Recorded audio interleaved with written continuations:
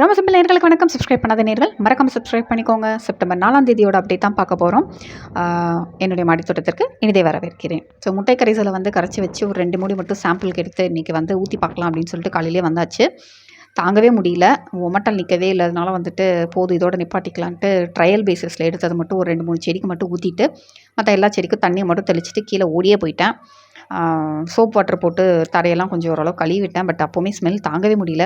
அதனால் சாயங்காலம் வந்து பார்த்துக்கலாம் அப்படின்ட்டு கீழே இறங்கியாச்சு. ஸோ சாயங்காலம் வந்து பார்த்திங்க அப்படின்னா மற்ற வேறு ஃபர்டிலைசர்ஸ் கொடுத்துக்கலாம். ஏன்னா முட்டை கரைசல் கொடுக்குற அளவுக்கு திரும்ப மாடித்தோட்டத்தில் கொடுக்குற அளவுக்கு நம்மளுக்கு மனதைரியம் பத்தலை. மேபி கொஞ்சம் 2-3 வாரம் கழிச்சதுக்கப்புறம் கூட கொடுத்துக்கலாம் அப்படின்னு சொல்லிட்டு இப்போ வந்து பார்த்திங்கன்னா ஜீவாமிர்தம், பஞ்சகாவியம், அதுக்கப்புறம் மீனமிலம், அக்னி அஸ்திரம் அதெல்லாமே வாங்கி வச்சுருக்கேன். ஜீவாமிர்தம் நான் கொடுக்கவே இல்லை வந்ததுலேருந்தே. ஸோ அதனால் வந்து ஜீவாமிர்தத்தை இன்றைக்கி வந்து சாயங்காலம் வேர் வழியில் கொடுக்கலாம் அப்படின்ட்டு.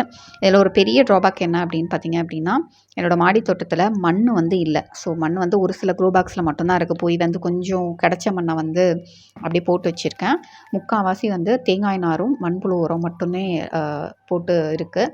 அதனால் வந்து ஹைட்டு வர வர செடி வந்து ஸ்ட்ராங்காக வந்து வேர் பிடிச்சி மண்ணில் நிற்கிற அளவுக்கு ஸ்ட்ராங்கு இருக்க மாட்டேங்குது. அப்படியே சாய ஆரம்பிக்குது. பக்க கிளைகள் எல்லாமே உடையுது. 2வது என்ன ஃபர்டிலைசர்ஸ் கொடுத்தாலும் ட்ரெயின் ஹோல் வழியில் ஃபுல்லாமே எல்லாமே வெளியே போயிடுது. ஸோ கொடுத்துமே யூஸ் இல்லை. அந்த பர்சன்டேஜ் வந்து ஃபர்டிலைசர் கொடுத்து அந்த சத்து வந்து செடிகளுக்கு போகிற அந்த பர்சன்டேஜ் பார்த்திங்கன்னா மண்ணை விட ரொம்ப ரொம்ப கம்மி. மண் இருந்தது அப்படின்னா மண்ணில் தங்கிரும். அதுக்கப்புறம் அது வந்து பிரித்து வந்து செடிகளுக்கு சத்தாக போய் சேரும். பட் இதில் வந்து தான் பிரச்சனை. ஸோ என்ன கொடுத்தாலும் ஃபுல்லாக ஹோல் வழியில் வெளியே வந்தது. திரும்ப வந்து ஃபுல்லாமே பார்த்திங்கன்னா வெளியே தான் போகுது. ஸோ ஓரளவுக்கு இப்போதைக்கு கொடுத்துக்கலாம் அப்படின்னா இதுவுமே கொடுக்கல அப்படின்னா ஒரு ஸ்ட்ரென்த்துமே செடிக்கு இருக்காது. அதனால் மண் வர்ற வரைக்கும் அதை காப்பாற்றணுமே அப்படின்னு கொடுத்துட்ருக்கேன். மெயினாக இன்னொரு பெரிய தப்பு என்னன்னு பார்த்திங்கன்னா, இந்த உருளைக்கிழங்கு செடியை வந்து கீரை பேக்கில் போட்டுட்டேன். அது ரொம்ப ஹைட் வந்துட்டுருக்கு.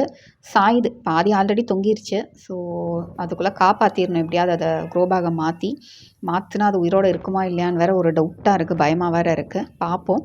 அதை மாற்றிட்டு உங்களுக்கு நான் அப்டேட் தரேன். பிடிச்சிருந்துன்னா லைக் பண்ணுங்கள், ஷேர் பண்ணுங்கள். நன்றி, வணக்கம்.